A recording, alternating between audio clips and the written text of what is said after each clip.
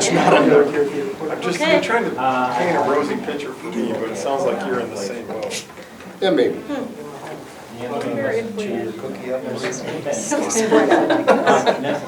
Sorry. I was debating the spread here, but I guess we wanted it you. You know, as the new chairman, you can change things up. I know. Let's make a I difference. think I'll call the meeting. There was one suggestion many, many board meetings ago that we just kind of randomly put the name tags. Nice chamber of commerce. I do that to my, make them not get too comfortable sitting next to someone. That was, I always mix them up. can we just kind of interlace them? Okay, we're just gonna tell the admin where to put them when they come in the morning. Random draw. Okay, I'd like to call the meeting to order, please. Would you all stand for the Pledge of Allegiance? I pledge allegiance to the flag of the United States of America and to the republic for which it stands, one nation, under God, indivisible, with liberty and justice for all. Thank you.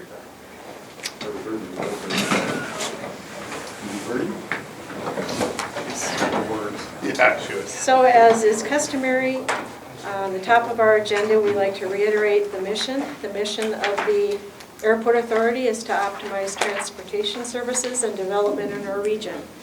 The vision of the Airport Authority is to maximize the airport's benefits to our region. I would like to welcome all the guests here today and would like to remind you that the board appreciates participation from the public. If you have comments throughout the board meeting or in the work session, if you're still with us, please stand, state your name and address, and your comments will be heard.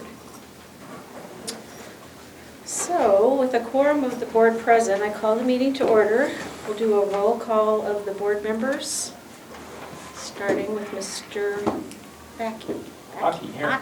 Baki. It's a good Norwegian name, like Sven and Ole and Lena, you know? Got it. We'll not make that mistake again. Commissioner Buck? Here. Commissioner Hovind? C. Commissioner Swenson is not present. Commissioner Talcott is not present. Commissioner Rooney? Here. And I'm here as well. Probably got that out of order, didn't I? Should have called the meeting to order and then done all the... It's fine. That's all right. This is my first time at the gig here, so. All right. Then I think we'll just move right into the consent agenda, which is made up of the routine day-to-day items that require board action, but do not appear to have a significant public impact. Items may be pulled from the consent agenda for a separate discussion or vote by any board member. The consent agenda consists this month of approval of the board minutes from January 31st, 2017, approval of the payroll checks totaling $85,580.19, approval of the maintenance and operations checks, sequence 22902 through 22972, totaling $2,603,049.10. Approval of the passenger facility charge totaling $60,000. And finally, the financial reports for January. Is there any comments, questions, or desire to pull anything from the consent agenda? I move we accept the consent agenda as presented. Second. Okay, it's been moved and seconded that we accept the consent agenda as presented. Any additional comments or questions? All those in favor, please signify by saying aye. Aye. All opposed? Consent agenda passes. Director's report. Yes, thank you. Yes. Happy February, everyone. You may have noticed at your seating position there's a little two-page economic impact summary that was given to us by the state. This is one of the main things that the Department of Transportation does for the airports every so many years. I think this is about every, 2 to 3 years this comes out. And it's just a brief update of the airport's economic impact on the state. Each airport gets its own little flyer, and then there's a statewide flyer. In this one, if you open it up on the inside cover, it gives a really brief summary of what the Great Falls Airport contributes to the area economy. And I think it's a really great little handout that you can quickly summarize some of the impacts. As you can see here, the direct economic impact of the Great Falls Airport is about $118 million. I actually think that's a little bit light, and some of the numbers I've got in my air service presentation will kind of allude to some of that. Annual construction average right around $4 million, and then the visitor spending for the folks who travel in and out of Great Falls, about $38 million. So a sizable amount of economic impact directly associated with the airport. And then if you're familiar with economic impact studies, the economists have various factors they apply, multipliers they apply, the second order of magnitude jobs, the third order of magnitude jobs. And if you go down to the bottom, our total economic impact is right around $253 million when you consider the secondary and tertiary impacts. So I think it's this is a real handy little thing to have and carry around as people ask you about what we do up here at the airport to see what the economic impact of it is. In addition, I like that they also present more of a qualitative discussion there about what services are provided in the community, agricultural crop spraying, that type of thing. Obviously, there's business and corporate activity. I think we must have seen the Walmart jet in town a million times before any official notice was given that they were expanding here. We had a little bit of a clue on that for a while. And aerial firefighting, if we ever had a fighting need in the region. And in fact, even some of the ones over towards Missoula in the last year or two, we've had aircraft come through that were being stationed over in those wildland fires. And I remember 2 years ago when we had the really bad season, on the weekends, there were flights of firefighters coming down from Canada, processed right at our customs facility, 50, 60 at a time, heading out to fight those fires. And so, that's great to have. Obviously, military exercise space with our new dirt strip that will open here in the next year or so. We'll be expanding that vision. Very, very rarely does a day go by that you don't see the Mustang out flying. Emergency medical transport is a very important function in our community. And then, of course, police and law enforcement. We have both the Border Patrol guys over there and then also customs here in town, both from the same agency but with different functions in our community that do law enforcement. And so I think, as I said, I really like this. I think it's concise and quick and something that really illustrates some of the benefit of the airport to the region. John, are the other cities available in the combined report? They are, actually. In fact, I have a couple of those in my office if you want to see those. Great. And I don't know if they have they must have an electronic version too, but we'll see if we can get that, maybe email it around. Sure. Where you can see the whole report. On to AvMax, so we have talked to AvMax with regard to that fire system, and we're actually meeting with them tomorrow. Our hope is that possibly some of that work could be self-performed. I think the foam system that appears to be clogged up, there's some galvanized pipe in there where that foam seems to have kind of clogged things up. And our thought is, could that be taken apart and more or less rotor-rooted out? I can't imagine that foam is so adhesive that it couldn't be taken out of those pipes. So we're going to meet with them tomorrow and talk over some options. We also want to have a broader discussion about aircraft parking. Those of you that have been out on the airfield, the taxiway A, as it goes up near the concrete hangar, out in that area, there's a whole lot of planes. There's got to be at least a dozen or more. And we'd like to clear some of that area out if we have diversions. About half of it's leased to Dwight, who allows AvMax to park there, and the other half's leased to AvMax. Now that we have that new hammerhead that we built off of the runway 7 in that we closed last year, that might be an opportunity for us to move some of those planes out and create a couple diversion spots over there and maybe lower their costs. So we're hoping to have a good discussion with them tomorrow and cover a couple of these issues, and also maybe suggest it might be a good time now that the Chinese transaction has taken place for the Calgary portion of AvMax. It might be a good time to go and visit with the management team again up there and learn how the landscape's changed for AvMax under the new ownership structure. So we're going to have that discussion tomorrow. Taxiway A4, B4, as we've talked in last meetings, last year we rebuilt runway 17.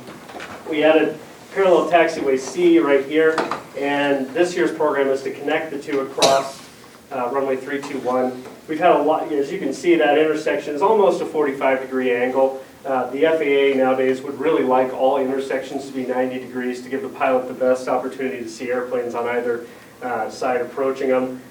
With a 45-degree intersection, that becomes incredibly difficult because that's a lot of plane maneuvering and they don't turn well. And so we have a scenario that we've proposed where we can get just about 90 degrees. We're in the 80-something area, and I think the FAA now has come to agree that that's probably the best option. So we'll be coming over basically right here, and then we'll be accessing a piece of Bravo that, if you can imagine in the future, there'll be a parallel Bravo here. So we'll come across and we'll tie back into here, and we'll be able to achieve a close to 90-degree intersection. The FAA is actually playing around with some changing the center line on this taxiway C to see if somehow they can flare the plane out and get closer to a 90-degree angle in that turn section. They may do some additional pavement on the outside of C in order to allow the plane to oversteer a little bit. We'll see what they come up with, but the FAA is allowing us to go ahead with design on this intersection now. So the engineer is actually coming up next week, and we'll have a design charrette with the FAA to nail down the final alignment there. So it seems as though we're proceeding towards a project this year, which is good. There for a while, we were having a little difficulty getting through with the FAA on design. But once that piece of infrastructure is in place, the Guard will have a lot better use of runway 16, because they'll basically taxi across from the ramp. They'll cross both runway 321 and taxiway A, and then they'll access C at the end, right to the end of runway 17. So a really nice project that hopefully we'll get in the ground this year. It's probably going to be about a $5 or $6 million project by the time we get done with everything on that project. And hopefully at the meeting in March, we'll be able to come to the board with a final scope and budget for the project so that we can get it out there and get it bid, get it in the ground. So good news, progress has been made, somewhat slow, but we feel we're on the upswing now in terms of getting that project in the ground this year. Another update, the body imager for the checkpoint will be here in April, we're told. The FAA is making arrangements to have that installed. We had prepped everything for it a couple years ago when we rebuilt the checkpoint, but in that time frame, the FAA has upgraded the cable standard from a Cat 5, I think, to 6 now, and so they've had to do a little bit of work to rethread some cable through there. But other than that, the imager will just sit in the checkpoint, and we'll have to rearrange a little bit of furniture in there to make it fit. But we're really excited about that because I think the majority of the complaints that we see now with the airport have to do with pat downs, and this machine will really help with those pat downs. It can recognize medical devices without further pat downs. It can identify any type of artificial limb or anything like that that needs to be vetted. Has that full capability. And so even though the average transaction time for a person that goes to the checkpoint will increase a little bit, the total average time for everybody that goes through there will drop dramatically, because you can imagine when you get a pat down, that can often be a 20-minute process. In fact, we see an awful lot of 40-minute processes, because invariably the folks that have a medical implant are also taking a blood thinner, which shows up on an explosive detection test, and so then they end up with multiple pat downs because there's no other way to vet them. And so once this machine's in place, we think the environment will really improve for a lot of our passengers that have those medical implants, and the overall function of that checkpoint should improve quite a bit. It also opens us up potentially to have a full pre-check lane. You may know, if you've been to other airports that have pre-check, it's a much faster process for those people that sign up for it. Now that we'll have two machines in place, the imager and the metal detector, it gives us the flexibility to implement that second lane. And I think that'll be, once we have the imager in place, I think we'll let that go for a little bit, see how that works, and make the determination if it's better for our market. The one nice thing about having two lanes and not having a pre-checked lane is the TSA can allocate people to both machines. The only math for us is to determine, do we have enough pre-check people, or will the TSA push enough people over to pre-check through randoms to keep that lane populated, or are we better off to stay with two independent lanes that they staff when we get busy? And so I think that'll be a discussion we'll have to kind of have once we get the machine up and running. But a good problem to have. We have options, and we get a number of complaints. I think probably 2 or 3 a month of people that have signed up for pre-check from other places, but are upset that we don't have pre-check. In fact, we had a really hostile one just even this month, and had to get security involved. He was very upset that he paid for pre-check and we didn't have it. And so I think as we go a month or so down the road from this machine, that'll be a good discussion to have as to how we want to position those pieces of equipment. But like I said, a big improvement over what we have right now. Budget and finance, well actually let me cover that one last. As you may have seen in the weekly report, our air service consulting company, Sixel Consulting, has had some split, and so about half the analysts have moved on and started a new company. We're probably at the point where we need to RFP that work anyway.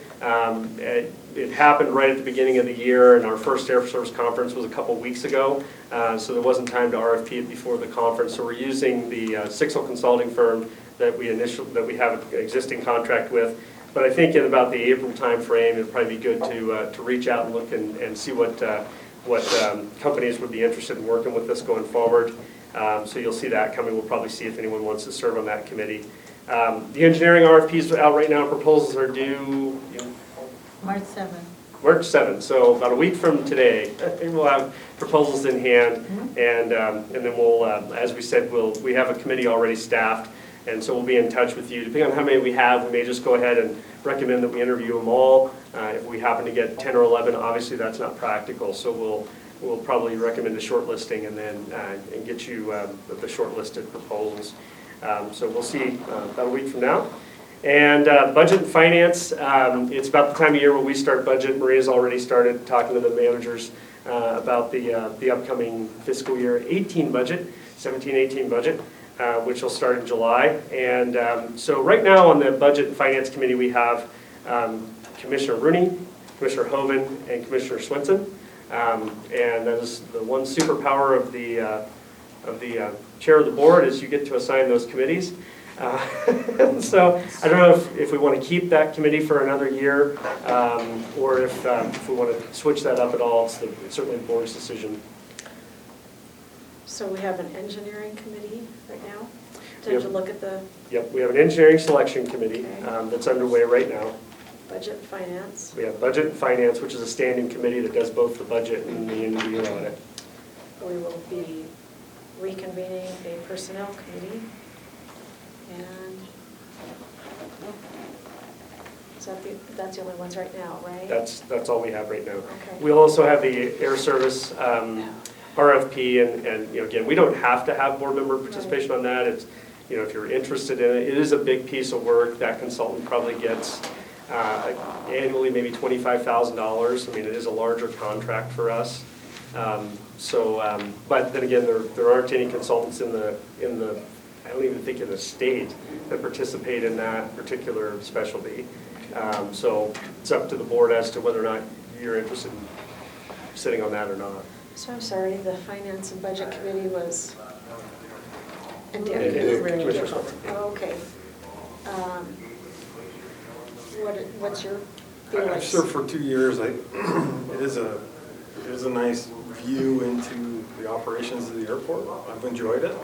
But if somebody else wanted to participate to get some additional transparency into the operations, I think it's a good idea. I would volunteer for the engineering committee if I left the budget and finance committee. I'd be glad to do the second one, budget and finance, You would be glad to? especially since they keep looking at me. Yeah, I did notice that. Sean? I echo Dan's opinion. I think Dick should stay, however, because he is an accountant.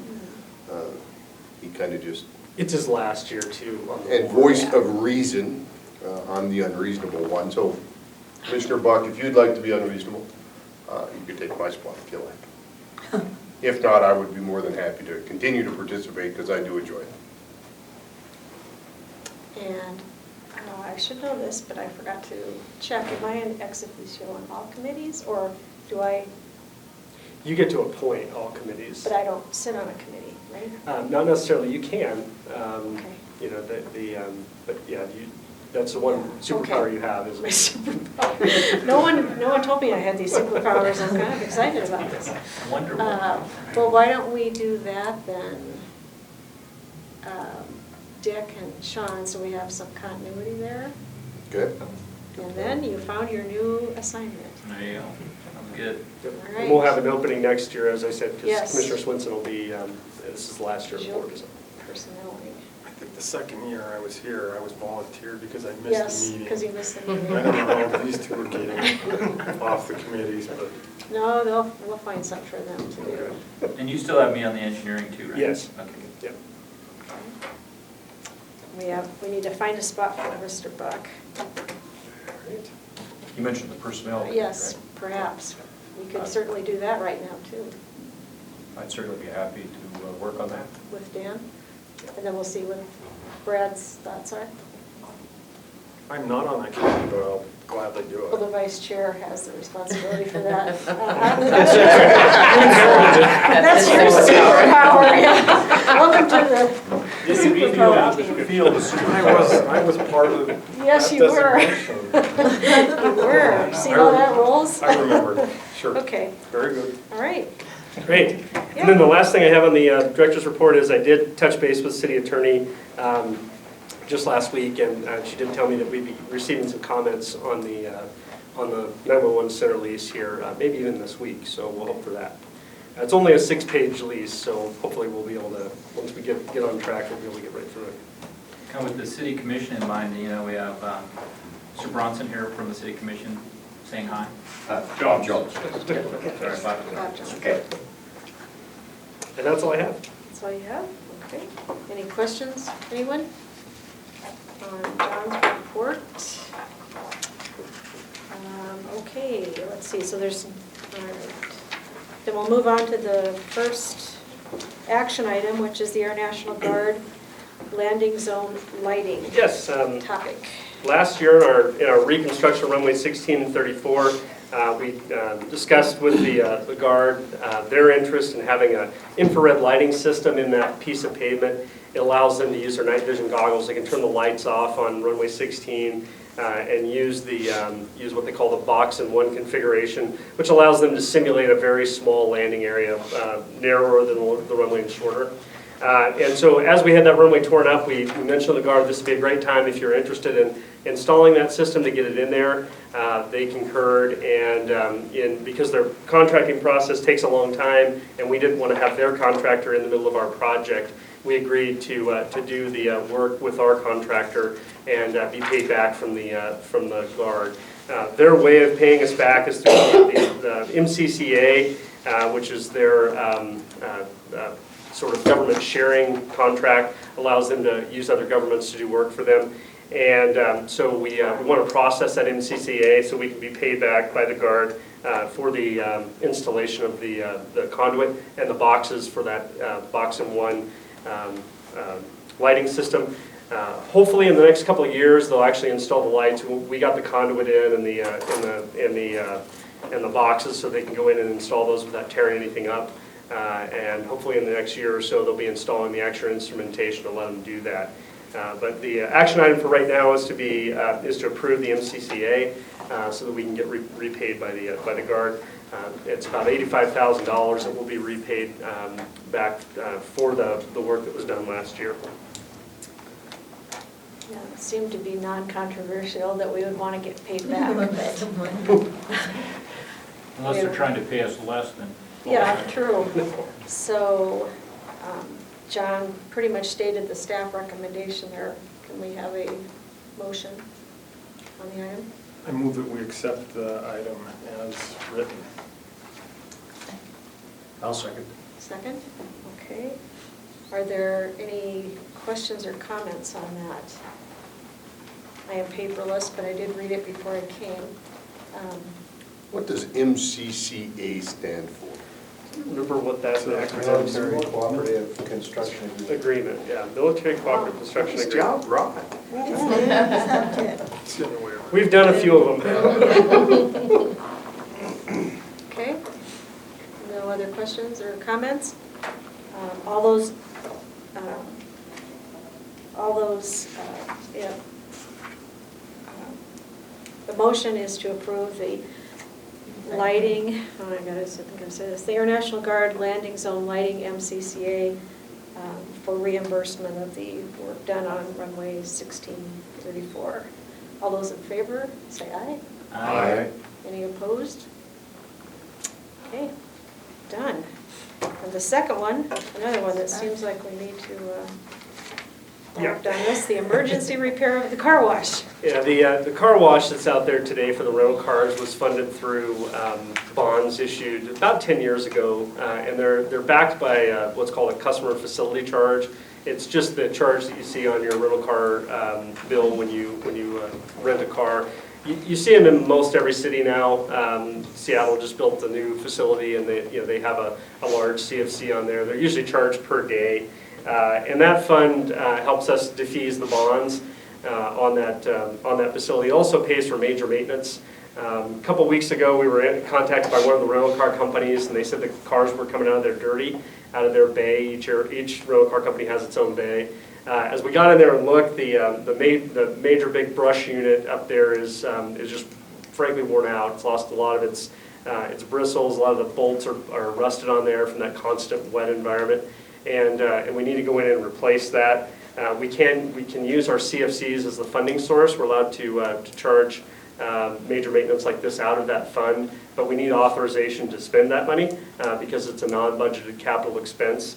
We have run it through as an emergency expense because we need to get that fixed as soon as we can in order to get that car wash back operational for the company. We think the total repairs are going to be about $14,000.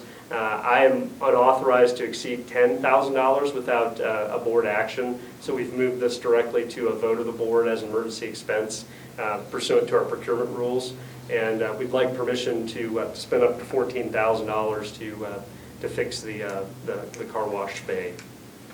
So did you say each car rental place has a bay? Yes. And is each bay its own car wash? Yes. Well, no, it's in one giant building, Okay. but yeah, each bay is its own individual wash. Yeah. Right. And so one of those bays is bad? Yeah. One of the what would you call it, Rod? There's one bay is just an automatic drive-through car wash. And That that's they all what's- use. Yeah. Oh, So they okay. all have don't an each have individual their own. bay, and then they have There's a 4 one car bays wash. that they do their individual cleaning Detailing. in, and then they drive through the car wash. So it's just an automatic car wash. So we don't have to worry about more than one car wash failing, it's just a one? No, they just- One car wash. yeah. Yeah, I mean, there are other improvements to the individual bays that Yeah, pressure washers. pressure washers and things like that That's that about could it. fail. We'd have to fix those too, but this is the main brush unit or, Yeah, just an Broom unit. automatic car wash. yeah. So does the facility charge at $9, does it perform? It takes care of the bond cost, and there's reserve for maintenance? Yes. In fact, you may remember about 2 years ago, we changed the way we collected that. It used to be done per contract, and the standard in the industry has evolved to per day. No. And so, Flip-flop. did I do that backwards? Flip-flop. And so we tried to simulate the same amount of money, but we're actually a little bit higher, I think, with the new fee. So there's actually a little bit of extra money in there. The rental cars also paid for a portion of our roadway renovation. I think we charged them 15% based on traffic counts. We actually put the pneumatic tubes out and got counts. And they are about 15-20% of the overall traffic in the terminal complex. So the CFC paid for a portion of that too. So we can use it basically to improve the rental car line of business. If they wanted to expand the parking lot, for example, we could use it for that. The car wash, or like I said, common charges, if they wanted a new curb cut into the rental car lot, anything like that, we can use the CFCs for it. So is that account in arrears, or is it overflowing? There's more money collected than what we need. We're still repaying ourselves for the road. I think we said that would take 3 years, and we're on year 2. So, they still owe us a little bit more, but there's sufficient money in there over the period we're collecting it to pay the bonds, the car wash improvements, and repay us for the road. And we are required to pay for this per the contract. Sure. It's not we don't really have a choice on maintaining that. Well, that was a key piece of information. But it's not a loan out of the general fund. It is, No. there is a positive balance in the fund. Yeah. And was I assume that we have to have an independent contractor come in and fix it, a specialist? Are you guys, No, our guys do it. oh, you guys do it? Generally, we try to do most of the maintenance over there. And did you do a kind of an overview of the whole facility, does it need other parts, or is that basically the No, only piece? basically the brushes, it's got The rest of it's in good shape, we don't have to worry Yeah, about 4 or doing the same 5. thing next month? brushes. and- We do routine maintenance over there. We've got to pump the oil water separator and, things like that. So there's always things going on, but most of them, are in the operating budget. We haven't had a major capital expense over there in a long time. Well, I don't remember one, Yeah, it's about 10 years old now though, so. 8, 9 years old. How soon will you be able to complete the repairs, do you think? Well, they ordered the parts, I think, so. Last week. Within a couple weeks. It's usable right now, it's just not cleaning the cars like it should. Will it take more than a day, do you think, to? They're Probably estimating a about couple of day, days. Couple days, yeah. And we'll recover our labor costs too from the CFC, which we've done in the past too when we fix things over there. Well, I move that we spend some money. Second. We spent some money, like in the neighborhood of $14,000. Not to exceed. Correct, Yeah. not to exceed $14,000. Do we know that, is that going to be adequate? You Yeah, have it I worded that way? think so. Okay. Yeah, we think we'll be a little bit under that. Okay. So I second the motion to authorize expenditures not to exceed $14,000 for the repair of the car wash. Great. Any other questions or comments from the commission? Okay, all those in favor of the motion to spend no more than $14,000 to repair the car wash facility, please indicate by saying aye. Aye. Any opposed? Okay. Looks like it was a good thing you did that.